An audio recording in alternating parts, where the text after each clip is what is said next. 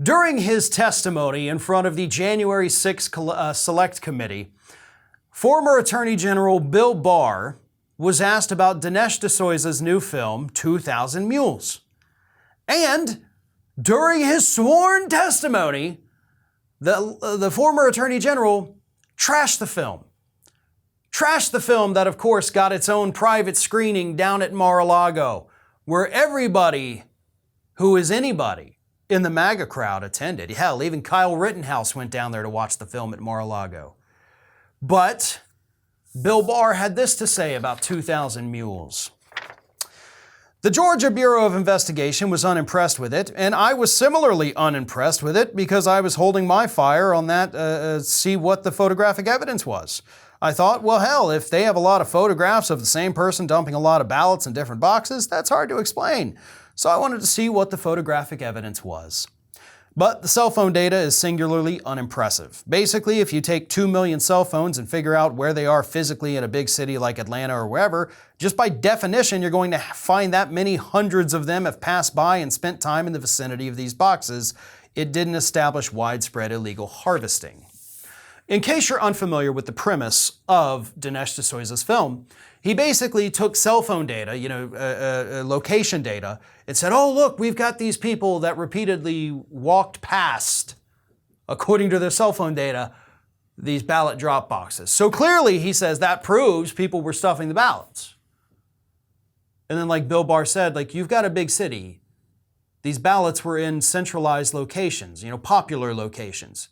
People walk by there, hundreds of thousands of them every single day. And yes, if it's like on your way to work or on your way to your favorite hangout, yeah, you're going to walk by it a lot. That proves absolutely nothing other than people were commuting. Of course, the film has also been ripped apart by other fact checkers. The New York Times has gone after it. But D'Souza is insistent that this film is somehow going to prove whatever the hell it is he's trying to prove.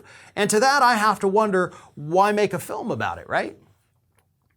If you literally had this evidence that does what you think it does, you don't make a movie about it and then release it a year and a half after the election. You go and you turn that data over to the investigators.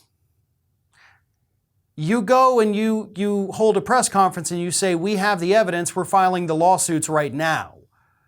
You don't sit in an editing room, cutting clips together and make a movie about it for profit. If it did what he said it does, he would have turned it over to investigators. And Bill Barr makes it clear like the investigators saw it and they weren't moved by any of it. And it's not like he was showing it to investigators in a deep blue state. It was Georgia. And even though by definition Georgia is a blue state, it sure as hell isn't a deep blue one. Many of the state offices are in fact packed with Republicans, and they would have loved nothing more than to be able to show that, yeah, there was widespread fraud.